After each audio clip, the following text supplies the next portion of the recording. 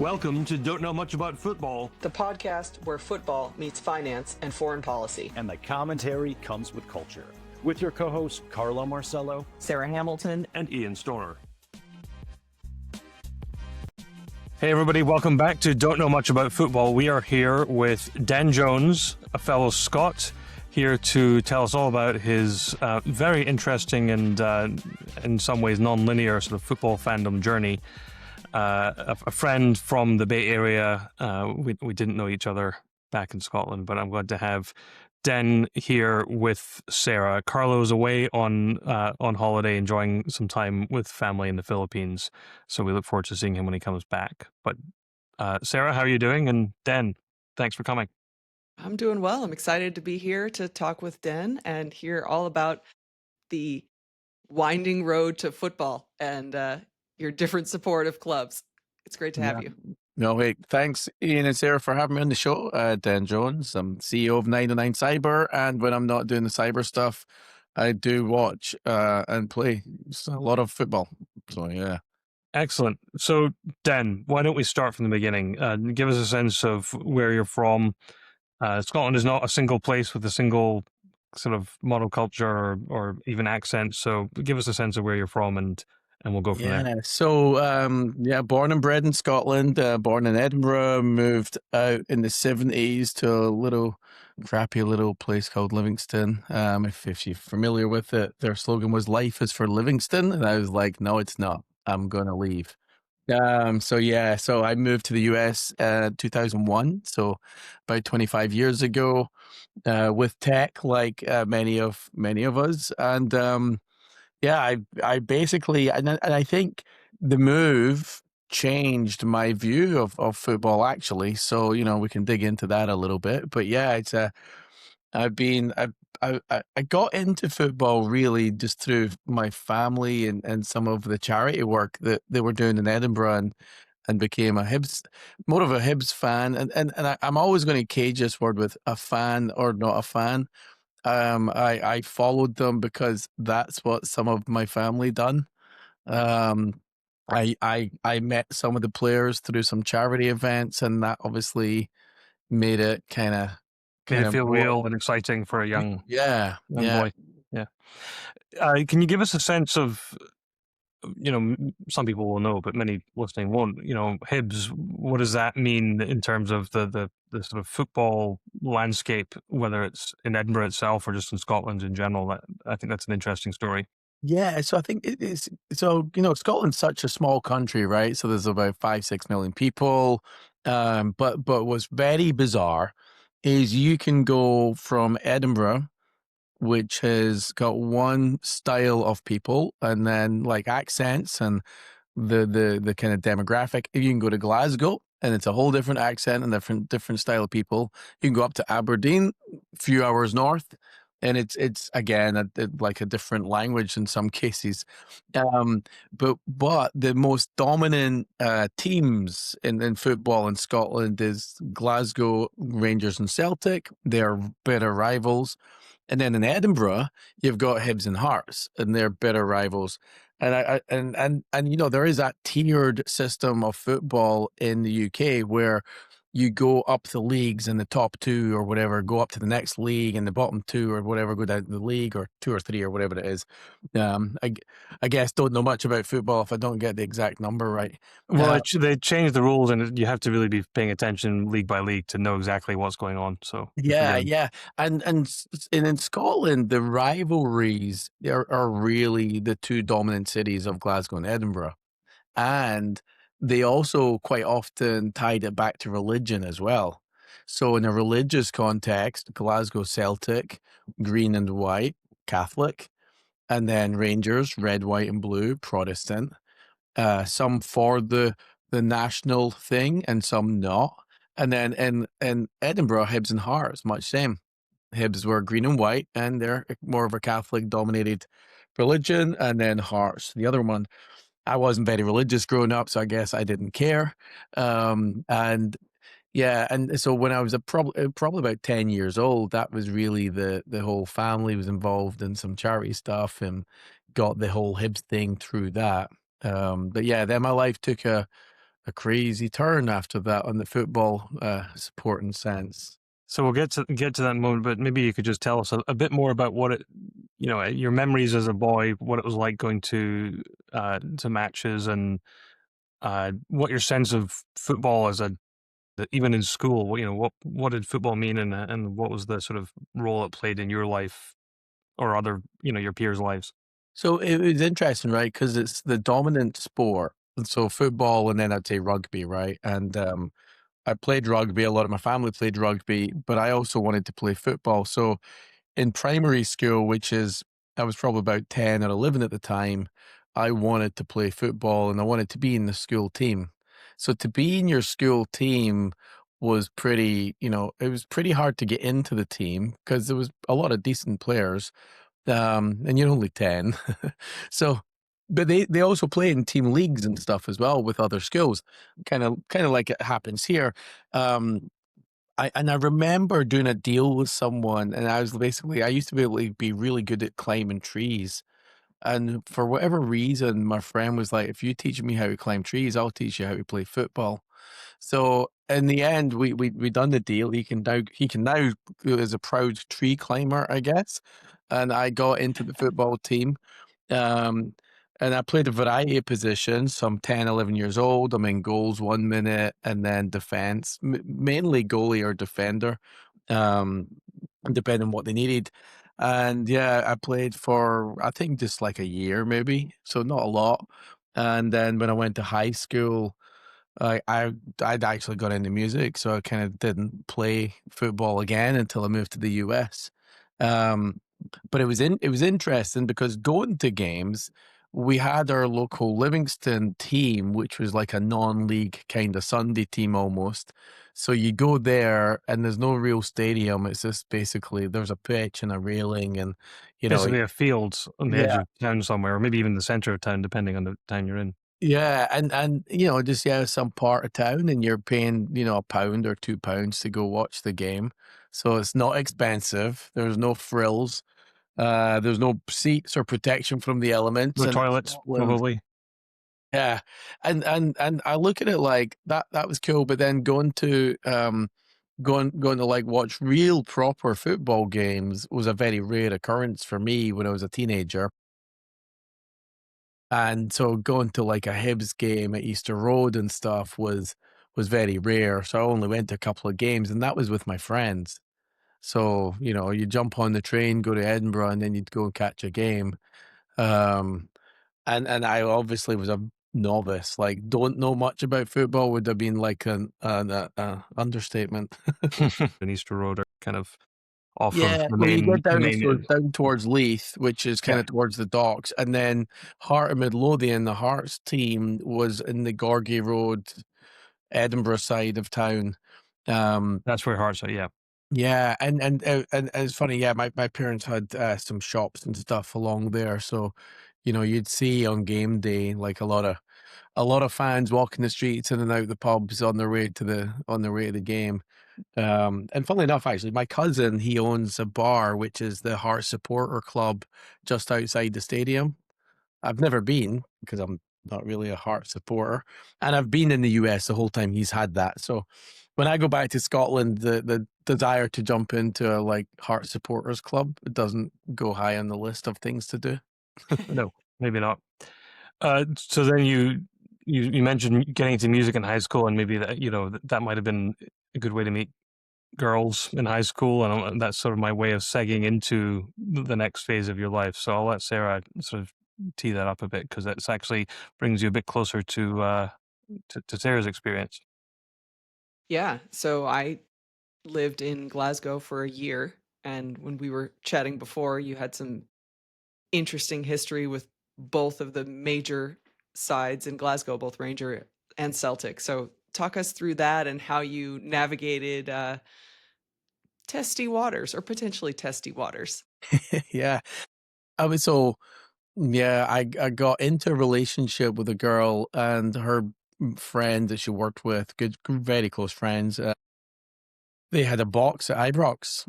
So I would say my first real experience of going to many games was via them and their family, and being in a hospitality suite, which is like, I mean, basically you wear a suit.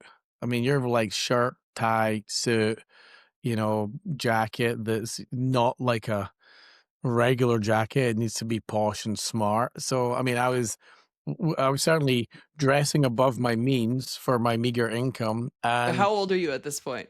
I Like, at was what stage of life? early 20s. Okay. Yeah. Yeah, like very, yeah, um, or late teens, and yeah, and we're just, we're going to these games, and it was very interesting because that's all predominantly Rangers fans.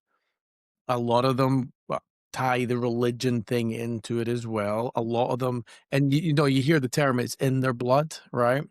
Uh, and anything bad you would say about it, it doesn't go down well. So the reality is, these are people who live and breathe and eat and sleep their team, and it's their team and their religion, and it's very emotional. It's a hugely emotional thing.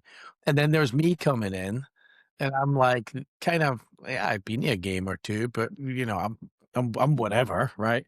I'm more here for the nice fancy steak meal and the champagne and the stuff in between. Um, so yeah, but yeah, we were together for many years. So I was going to those games pretty often, including Old Firm games, which are Glasgow Celtic v Rangers.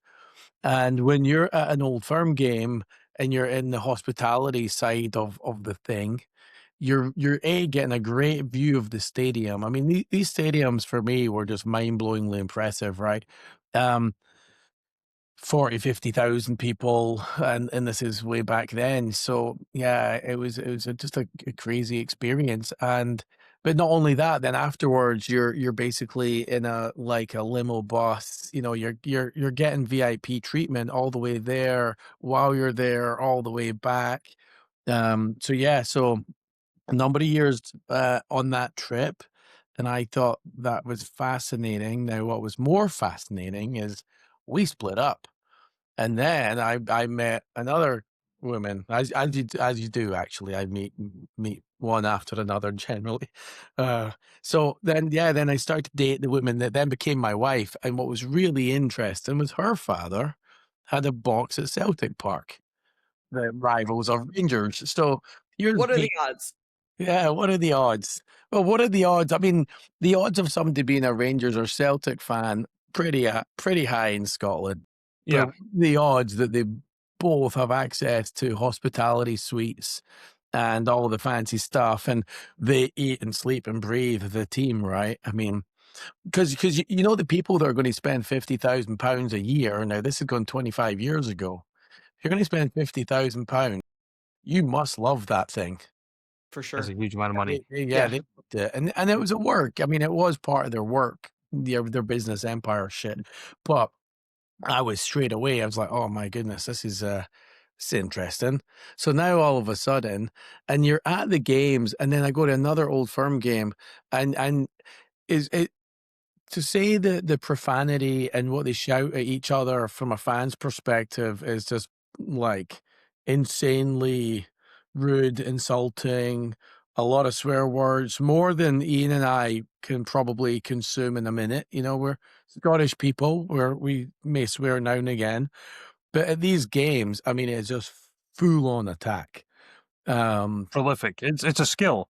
it's a skill and an art, yeah, and they've nailed it. And the good thing was, there and back in the 80s, there was a lot of football hooliganism and stuff. But for me, like going to some of these games, I didn't see really much of that side of it, which Rangers and Celtic, the Old Firm game, that is a fierce rivalry that does overflow into the streets for some factions. It's not a big percent, but it's been in the news sometimes over the years, to the point where they actually no longer would serve alcohol at some of the football matches, and would make the time start earlier.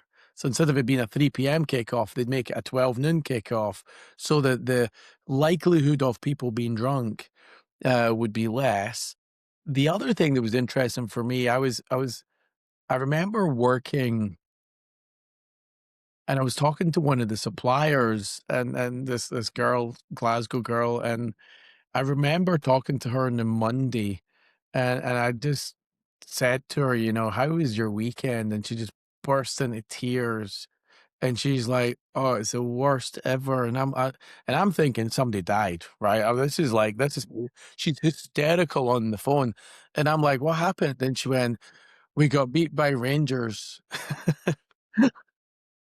I'm like, "Oh my god." I'm like, yeah, like, so for and my nephew's a mad Celtic fan as well, and anytime that they would win, I'd just get text messages because he still regarded me as a more of a Rangers fan than a Celtic fan. So, yeah, it's a really not weird, it's just an intense rivalry.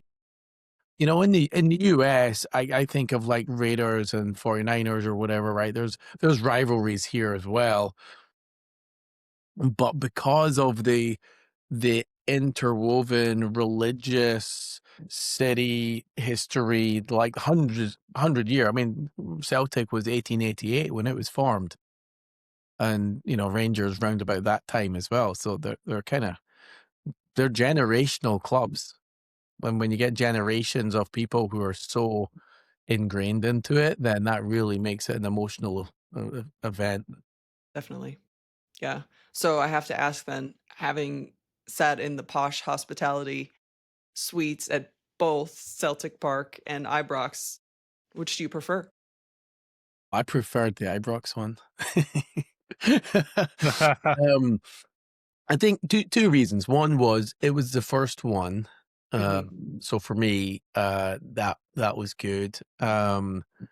I think I met more players and stuff in the hospitality at Ibrox than I did at Celtic Park. Um, and I also it was a time where Rangers were really successful. So they've gone through like a decade of high success.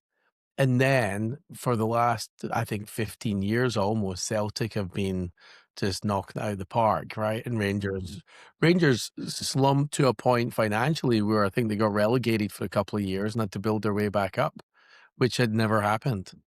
So, they definitely went downhill. But for me, I think that was just my first experience. It kind of trumped it really. So yeah. So if your nephew is listening, then he's correct. Bigger Rangers supporter than Celtic, so he's going to give you a lot of stick. I certainly will tell you one thing, of my football top collection, I don't have a Celtic top. I So, noticed that. yeah, I got all sorts of other tops. Got a lot of Actually, red, blue, and white on those shirts behind you. yeah, yeah, well, I've got, one Rangers top. Everything else, so is all different things. So I've got a lot of national tops, um, and then a lot of Barca tops, but I also have, I think, 6 Real Madrid tops. So, yeah, but I've probably got about 14 Barca tops. So take Are us. the Real ones so you can have like kindling for a fire, or what are those for? No, they're just, I just it's funny because 'cause I'm also a bit of a fashion snob, right? So when I see a football top, that I like, if I like the design, I'll still buy it.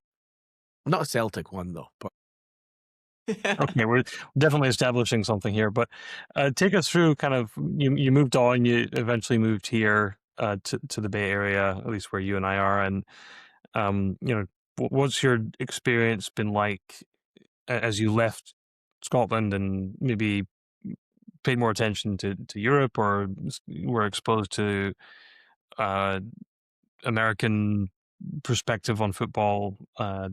What's that been like? yeah, I mean, so when I first moved here, there was a couple of things. One was at Adobe, I met probably half a dozen Scottish people.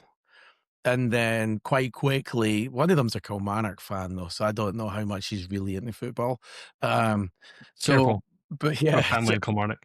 I know. So in the mornings, going to the Britannia Arms, 4:30 in the morning to go watch Scottish football. It was something that we actually done for the first couple of years.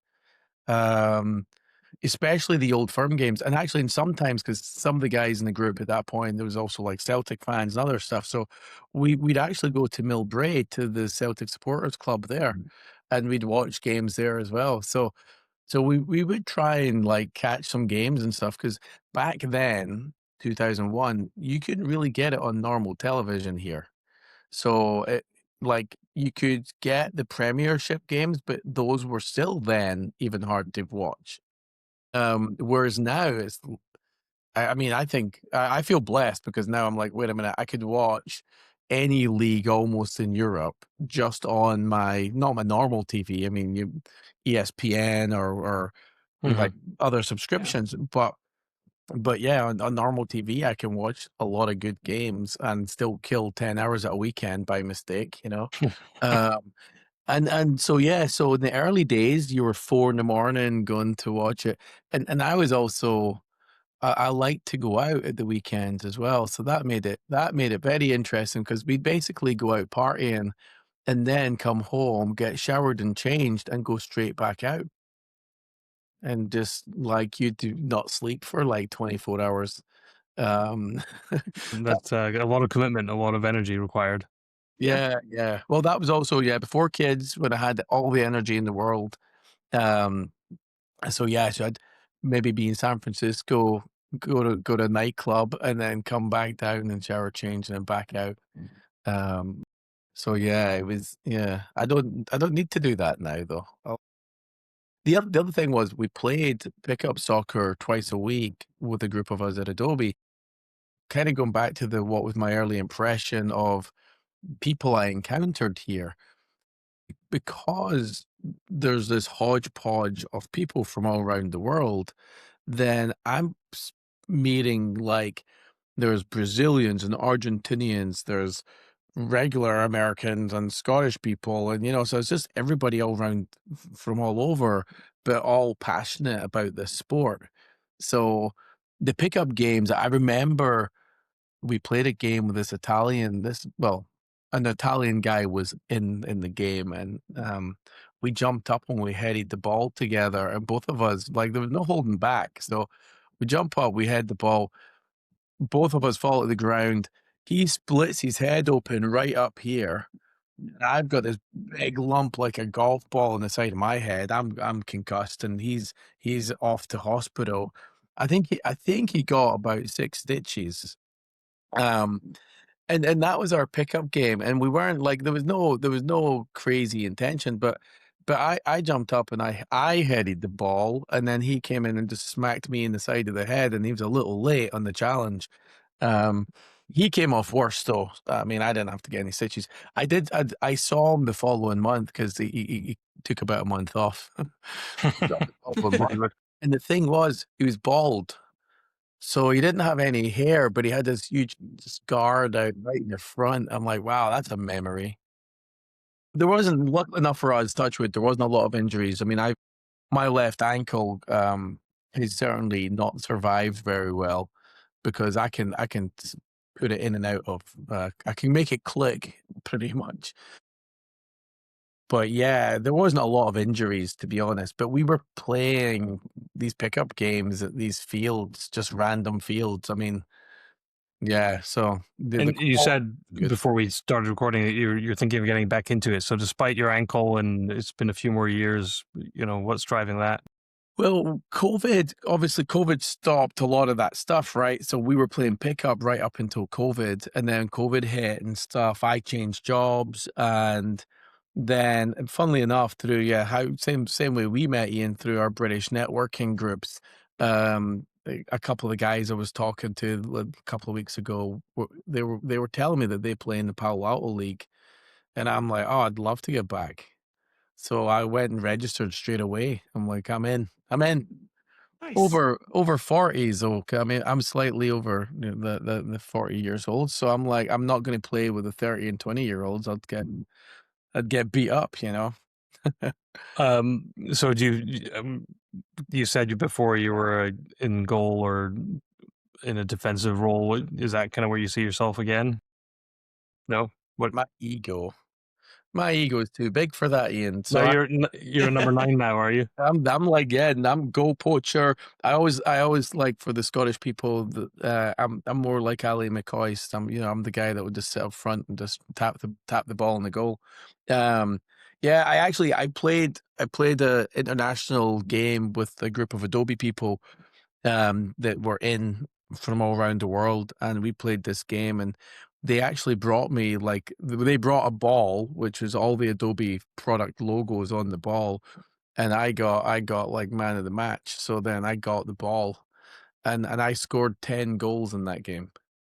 That is a lot of goals. That's a lot of goals. Either that tells you how good I am or how bad they were. Yeah, how many did the other team score? Probably 10 too, but I got 10 just me. No, I think we won something like 12-3, some of that. Wow. But yeah, we like, and they're just, it's a pickup game, right? So they just pick the team before, you, and then we all play and kick a ball.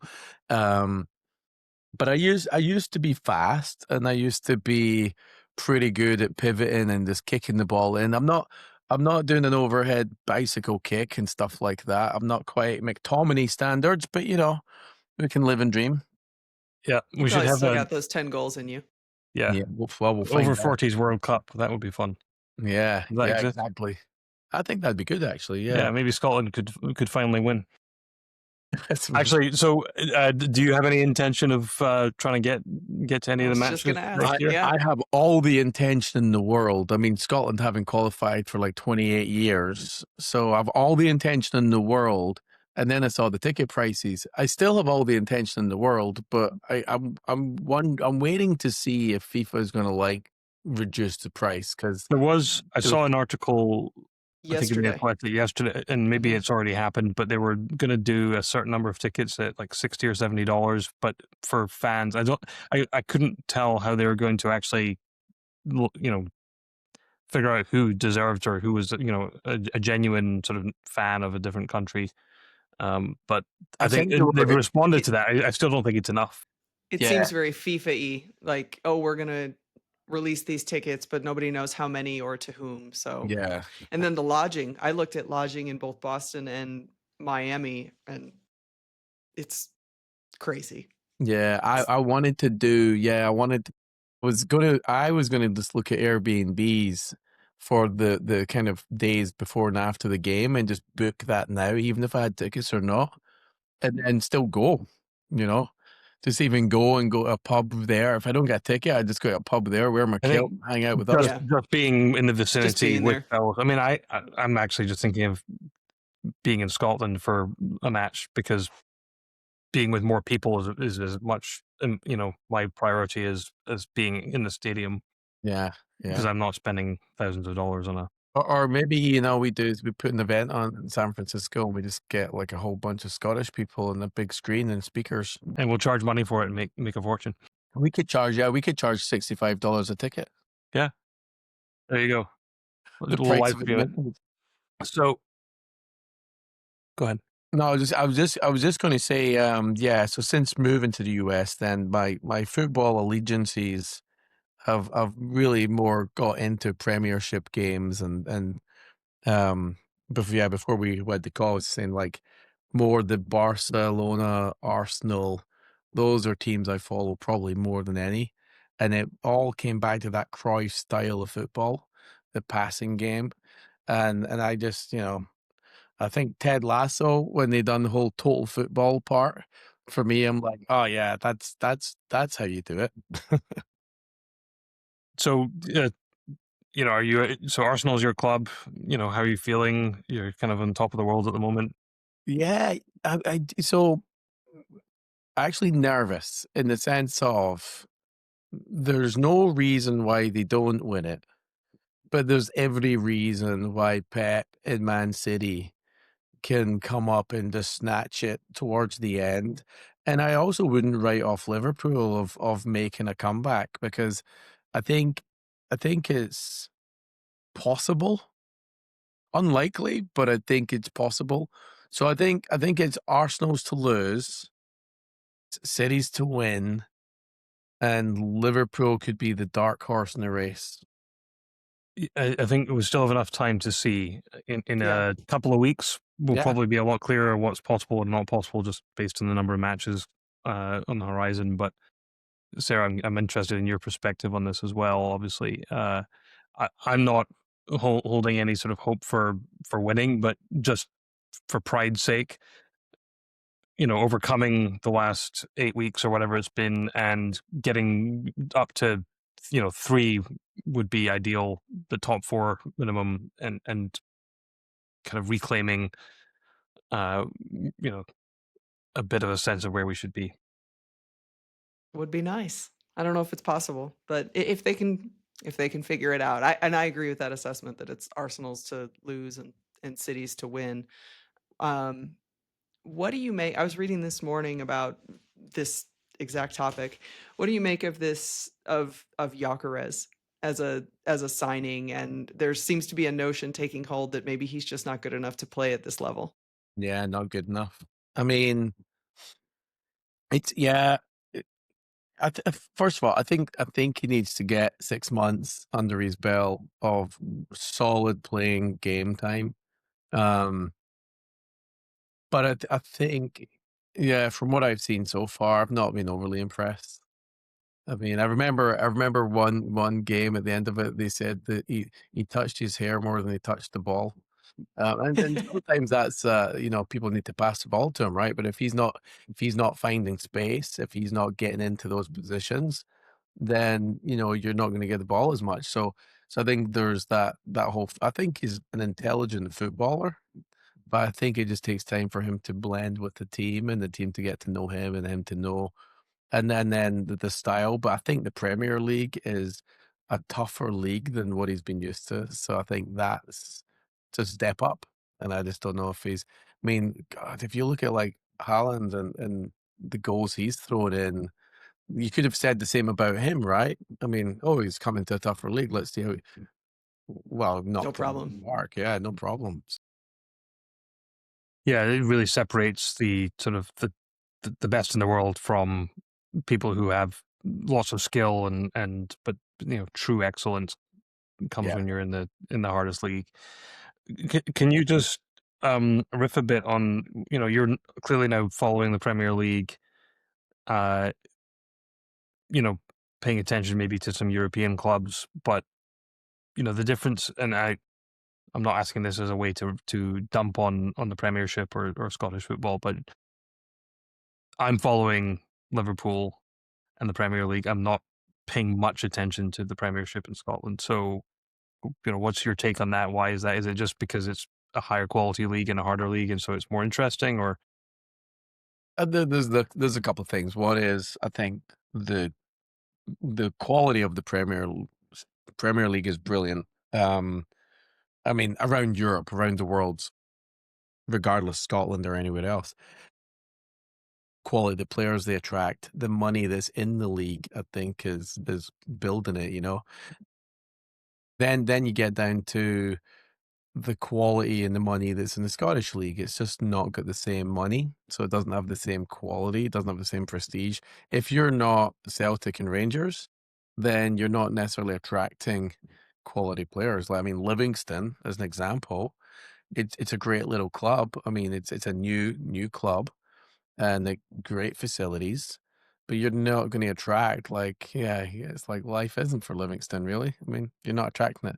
So I think, but I do draw parallels between, and I was a season ticket holder actually at San Jose Earthquakes, so I had season ticket for a couple of seasons, and the quality of the games there I've seen over the last 10 years just get better and better. So at one point I used to say that it's very similar between the Scottish game as in the quality and here. But in some cases now, I'm beginning to think that even the leagues here are taking over because they're attracting some better players. And, you know, obviously, like what Beckham's been doing over at Miami and stuff is just incredible, right? So you're kind of looking at it like that as, wow, they're watching some good players. They may be older, but they are gifted players. So Yeah. I look at it like the more we build the game up in the US, then the more you'll see the US leagues take over the other leagues. but it's still, it's not a dominant sport here. So I think that's the you got to be realistic about how far that game's going to go here compared to the Premiership. So I don't see countries like the US or Scotland or even Spain getting to the point where it's as dominant as the Premier League is. It's just they're so far ahead. It's very hard to catch up, but as you say, perhaps MLS has advanced. Oh, It's tremendously. it's so relatively it's come a long way, but it's still got a long way to go before it's the kind of thing that people are watching in the way that they're watching the NFL or other sports, Yeah. or even the Premier Oh, League. yeah. It's definitely more watchable though than it was just a couple of years ago. Like the talent is it's better. The, oth- And the other yeah, thing for me, actually, the passion of the fan base, I yeah. think here is incredible given where the sport's at. I mean, and I think, you do have such an influx of like even South Americans and stuff that are here, that especially in San Jose. To the Latino culture, very, very, very passionate people about their football. Um, and I look at like the Quakes games and stuff, and it's like, wow, we're having like it's a good crowd. It's a good stadium. It's a good crowd. The quality of the game's decent. I don't think we're playing as well this season, but you can't play great every season. So a Yeah, it's the question we same ask a here. lot Yeah. of, sorry, No, I was just going to say it's the same here with the Chicago. I'm in Chicago, so with the Chicago Fire, I mean they're building a new stadium. They have a very strong fan base with a heavy Latino influence, and it's fun, and they're getting better under Berhalter. So similar to the Earthquakes, like there's an ascendancy and an excitement. Sorry, Ian, you were saying. so as we start to wrap up here, maybe think about any other stories or any other aspects that we haven't touched on, Sarah and Den. But then one of the things we talk about a lot with people is what needs to happen to not just the quality of the MLS, but just the fan base in the US to develop it so that it can maybe get to the next level. You've touched on some things at various parts of the conversation, but what do you think we need to do and see uh, to really, for example, what would it take for the men team to be winning or really competing at the international level? What would it take for, we're hosting the World Cup, men's and women's over the next couple of years, for that to really be something that is on the tip of everyone's tongue down the road, compared to where we are now? I think there's two things for me. One is there's not kind of pyramid scheme here where you fall down or you go up. Like there's no ramifications to losing or winning, right? So I think there would be a benefit to that. But I think for that to happen, that there needs to be a lot more teams, a lot more grassroots, and so it needs to be a bigger sport. Um, I think the other thing is you say that like the World Cup, it's like, well, when we talk about ticket prices, so here's the reality is if you're only making this accessible to people of wealthy status, you're not making it accessible to kids in the street that all they can afford is one ball between 12, So the reality is you kind of need the kid level, more kids coming in. But what's interesting, because I think a lot of schools, elementaries and stuff, do a good job of this and having soccer in schools. But I look at it like, how do they get to think of that as a career path? Because they do think of baseball and basketball and hockey as a career path, but they don't think of football as a career path. It's like, well, That's interesting. how do you get Yeah. them to think of that? Because the money might not be as good in the US, but it is getting better. And I think it's also, you're making me think about the way that sports in general are tied to uh, education, college in America. The people that play football, soccer here tend to be from more affluent, segments of the population. They've got the money to do the travel football. They've got, uh, their eyes uh, on college, and so if they're playing and continuing to play. There's some of them will go on to be on the national team and maybe play internationally or in different leagues, but there's the players in the rest of the world who are thinking about football at a young age, they're not thinking about college. And so we're just somehow missing the vast majority of the people with the talent to play at the highest levels in the US because it's not accessible. It's not just about the ball. It's not just about going to the big matches. It's just a mentality and a culture thing. Yeah, that's it. Because where we grew up, football was considered something for everyone, regardless. And actually, in some cases, the people who had no money, it was the thing. And if you look at like Ronaldo, like what was his background? And some of these people couldn't afford pairs of shoes, and they played soccer in their bare feet. So it's like if we only make it something for people with money, then you're missing out on the opportunity to bring in some really great talent. Great. Well, Yeah. Oh, go ahead. then please finish your thought.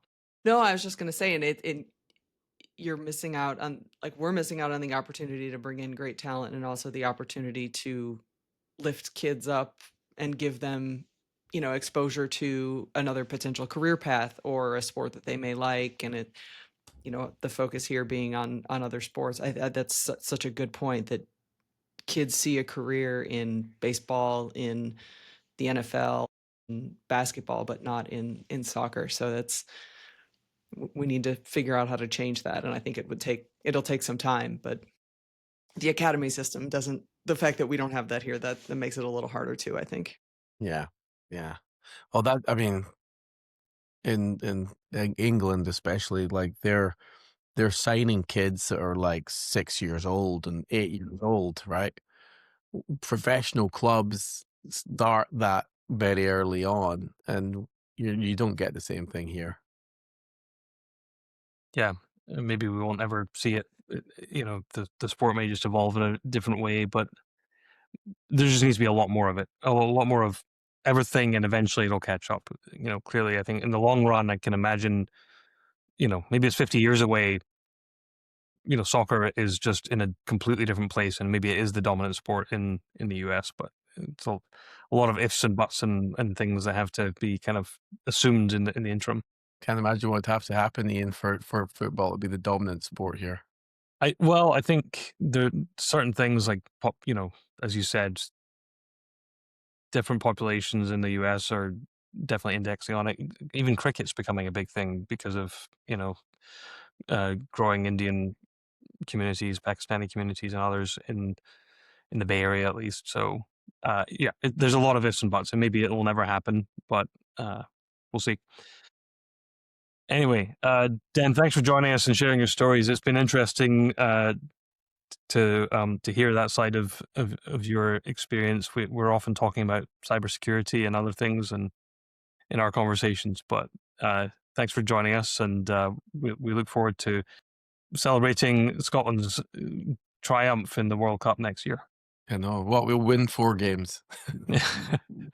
Thanks, guys. Thanks. We'll take whatever we can get. Thank you. Thanks. And I also look forward to the progress report on the pickup league, or on the rec league. Yeah. And your goal scoring prowess. Yeah, we'll find out. Time will tell. Touch wood. Thank you for joining us. Bye. Bye. That's a wrap for this episode of Don't Know Much About Football, the podcast for all fans, new and seasoned, who want to grow the sport and learn together. If you like our podcast, don't forget to subscribe, rate, and review us on Apple Podcasts, Spotify, or wherever you listen. And support us on Patreon. Your feedback and support grow our community. If you're a part of a club, league, or fan community and want to be featured, reach out via our social media or our website at don'tknowmuchaboutfootball.com. Thanks for joining our journey. Tune in next week for more passionate football stories. Until then, Keep the football spirit alive.